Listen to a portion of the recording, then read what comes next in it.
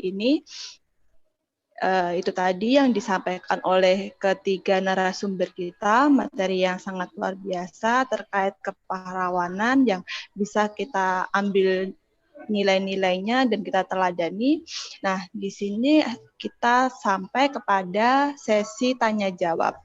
Baik bagi peserta webinar, Bapak Ibu dan teman-teman sekalian yang ingin mengajukan pertanyaan bisa di kolom chat ya atau di kolom komentar. Nanti akan kita bacakan pertanyaannya dan akan dijawab oleh pemateri. Sementara itu kita sudah ada beberapa pertanyaan yang masuk. Ada 2 pertanyaan, yaitu yang pertama untuk Prof. Fasino dan yang kedua untuk Bu Yuli. Saya bacakan pertanyaan yang pertama itu dari Kristiawan Nugroho. Pertanyaan untuk Prof. Fasino. Pertanyaannya, mengapa para pejuang Republik Indonesia tidak semua bisa diangkat sebagai pahlawan nasional, padahal mereka turut berjuang mengorbankan segalanya demi Indonesia yang merdeka? Ya, tadi sudah dijelaskan juga oleh Prof bahwa ada syarat-syaratnya untuk diangkat sebagai pahlawan nasional. Nah, yang pertanyaan yang kedua untuk Ibu Yuli, ini pertanyaan dari Mbak Aisyah dari Lamongan. Pertanyaannya, di tengah pandemi ini banyak pembatasan sosial yang membuat interaksi sosial menjadi berkurang. Kira-kira apa yang bisa kita lakukan agar dapat berbuat sesuatu sesuai dengan nilai kepahlawanan dalam usaha melawan pandemi COVID-19? Kiranya itu dulu. Monggo Bapak Ibu narasumber kalau mau menjawab terlebih dahulu sembari kita menunggu pertanyaan dari teman-teman yang lain. Saya akan menjawab yang nomor terakhir tadi ya. Iya, nomor iya, gitu.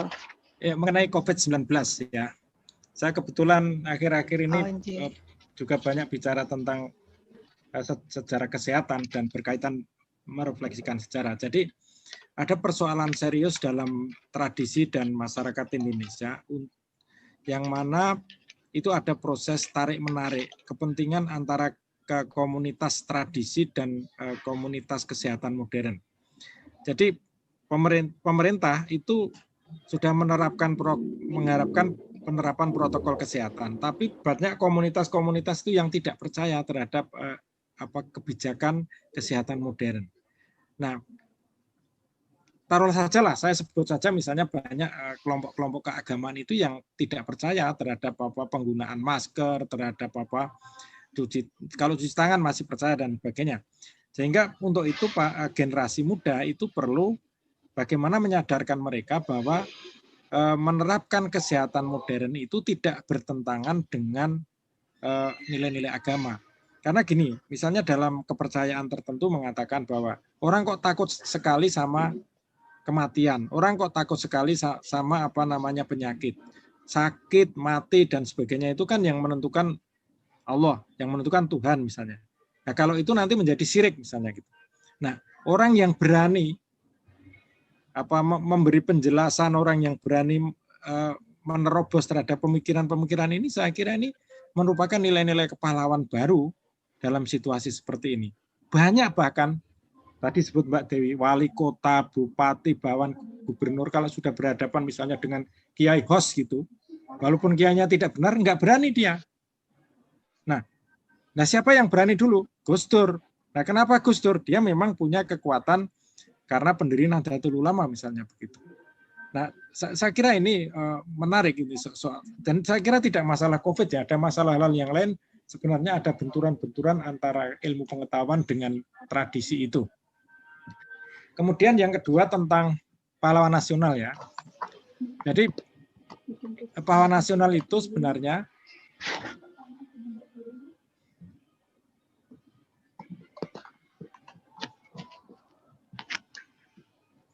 pahlawan nasional itu sebenarnya adalah yang harus menentukan adalah negara, yang harus memilih negara. Tapi dalam aturan itu cukup rumit sekali. Keluarganya harus mengusulkan, bupatinya harus mengusulkan, masyarakatnya harus mengusulkan, kemudian harus melakukan riset sejarah. Mereka harus ada seminar nasional 2 kali, dan harus dinilai di TP2GD di provinsi. harus mendapat rekomendasi dari gubernur. Setelah itu diusulkan ke Jakarta, nanti dinilai di Kemensos oleh TP2GP. Sudah lolos, sudah divisitasi ke tempat. Nanti disampaikan ke Dewan Gelar Presiden. Nah itu sampai ke Presiden itu ada tarik-menarik politik. Nah, kuat-kuatan gitu siapa yang... Nah, biasanya dalam 1 tahun hanya ada 6 atau 7 pahlawan. Nah mereka walaupun secara akademik itu dia lolos, karena secara politik dianggap kurang dukungan, itu biasanya juga tersingkir begitu. Tapi bagi kami para sejarawan itu apakah pahlawan itu diakui oleh pemerintah secara resmi atau tidak, kami akan menulis bagaimana peran pahlawan itu sesuai dengan perjuangannya pada saat dia melakukan perjuangan selama hidupnya itu. Dan itu yang penting harus diajarkan kepada generasi muda bahwa pahlawan tidak harus mendapat SK dari pemerintah. Terima kasih.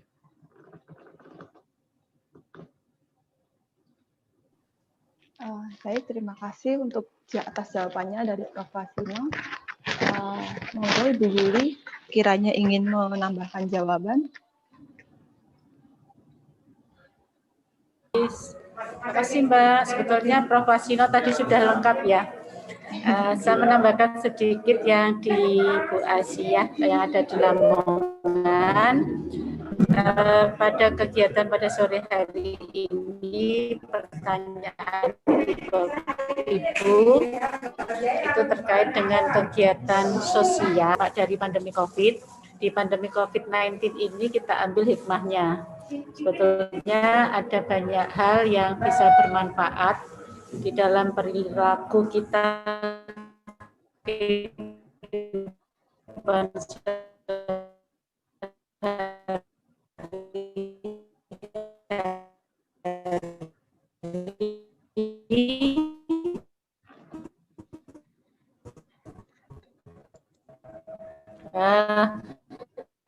kita di sini diajarkan untuk pola hidup bersih dan sehat. Seperti tadi bahwa kematian adalah takdir dari Allah, itu maka kita kemudian kita belajar dari COVID-19 ini yang tadinya bertemu dengan keluarga, maka saat ini bersama dengan keluarga. Ini tetapi merupakan sesuatu yang besar. Karena kehidupan sosial di dalam keluarga inilah yang sangat menentukan bagaimana perilaku kehidupan kita di luar. Dan berikutnya ini Ibu Bapak semuanya bahwa saat ini kita menggunakan teknologi sebagai kegiatan di sosial, itu banyak hal yang kita perlu belajar dari tadi yang tidak mengenal IT, sekarang sudah menjadi mengenal IT. Dari tadinya yang kita tidak bisa melakukan pembelajaran jarak jauh secara daring, otomatis Bapak Ibu guru, anak-anak juga belajar melalui teknologi. Kemudian berbagi pulsa ini juga merupakan suatu kegotong royongan, dan selanjutnya anak-anak pemakaian HP ini yang dulu mereka bisa digunakan sebagai mainan game, tetapi juga bisa dilaksanakan dalam proses pembelajaran. Dan yang terakhir, kami yang di saat ini yang ada di Kabupaten Wonogiri sering mengadakan lomba-lomba. Dengan adanya pandemi ini justru kami membuat video pembelajaran, kita lombakan, film pendek kita lombakan, kemudian bagaimana perilaku menghadapi pandemi COVID-19 ini yang dilakukan anak-anak di keluarganya, ini juga kita lombakan. Begitu Bu Aisyah, karena waktunya yang sudah semakin sore, saya kira tidak bijak kalau saya memberikan jawaban yang terlalu panjang, dan tentunya bagi kita masih bisa berkomunikasi, berinteraksi melalui WA atau apa saja. Terima kasih Mbak, kami kembalikan.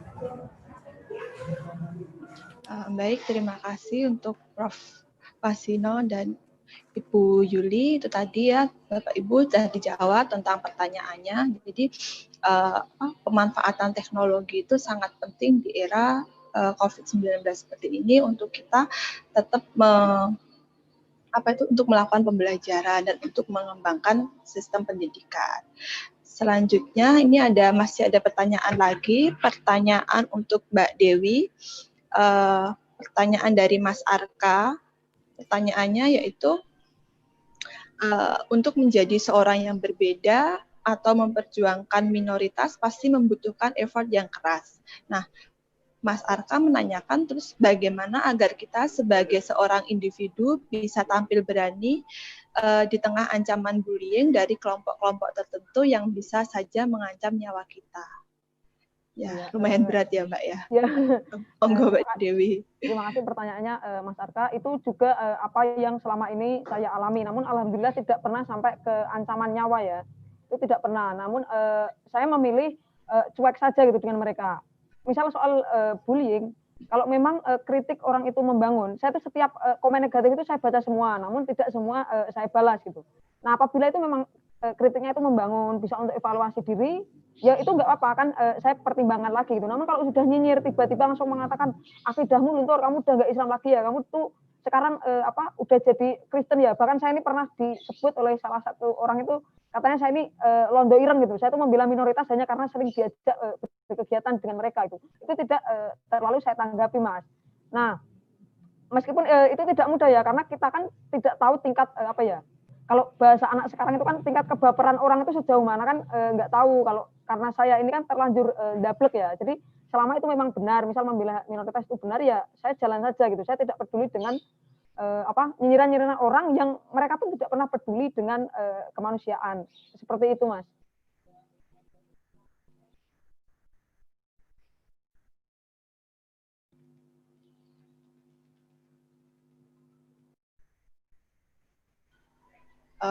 Ya Mbak Dewi, terima kasih atas jawabannya. Jadi kita kalau mau sebagai kaum minoritas mau nggak mau harus memiliki sifat yang kuat ya, mungkin double gitu tadi ya, supaya kita tetap berjuang untuk berjuang di jalan yang memang sesuai porsinya. Seperti itu. Sudah ada 3 pertanyaan tadi di termin pertama.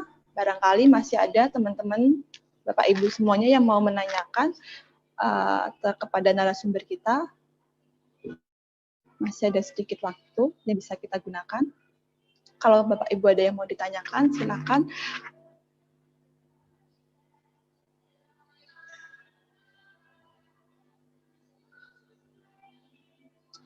Tidak ada? Ini oke. Kalau sudah tidak ada lagi pertanyaan, terima kasih untuk semua teman-teman Bapak Ibu yang meluangkan waktunya untuk webinar pada sore hari ini. Terima kasih juga dari teman-teman IAIN Tulungagung yang sudah banyak bergabung pada webinar kali ini.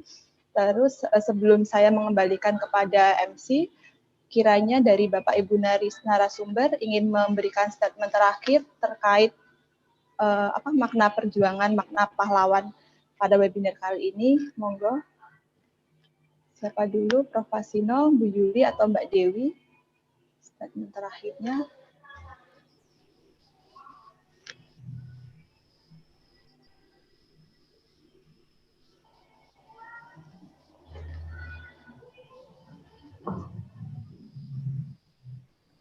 Ya, saya dulu ya, karena belum ada yang menyampaikan.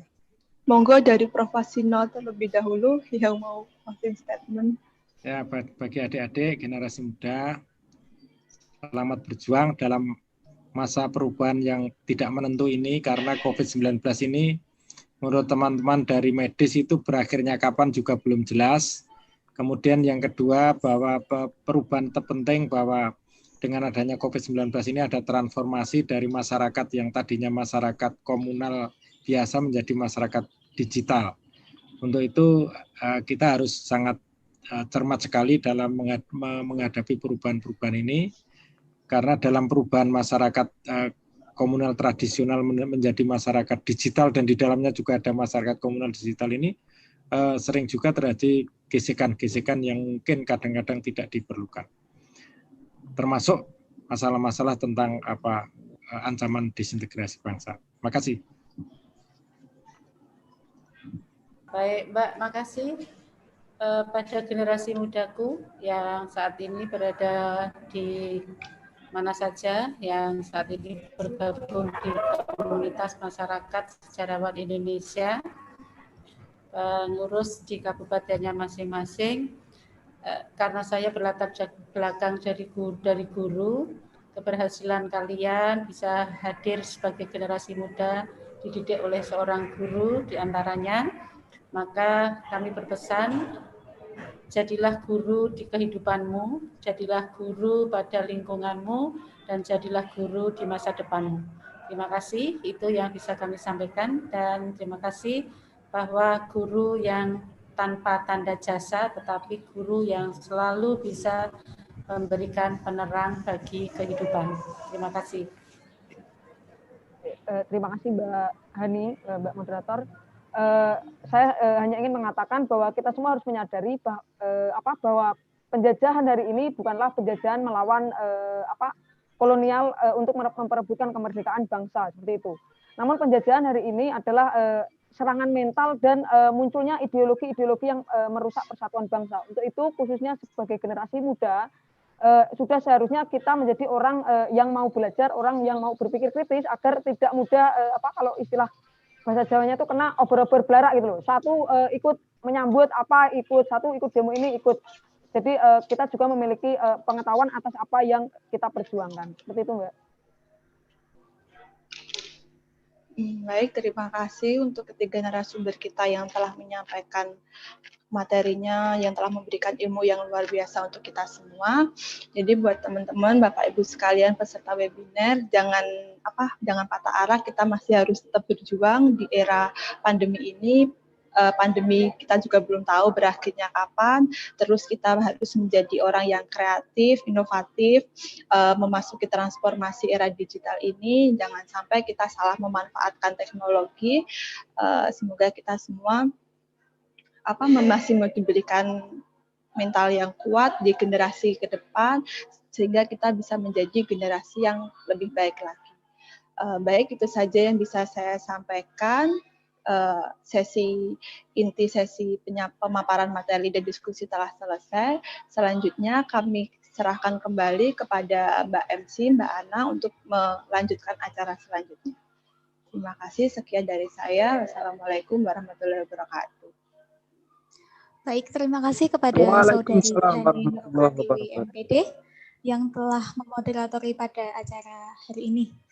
Sebelum acara hari ini berakhir, semua peserta webinar dimohon untuk mengaktifkan kameranya untuk bisa diambil gambar.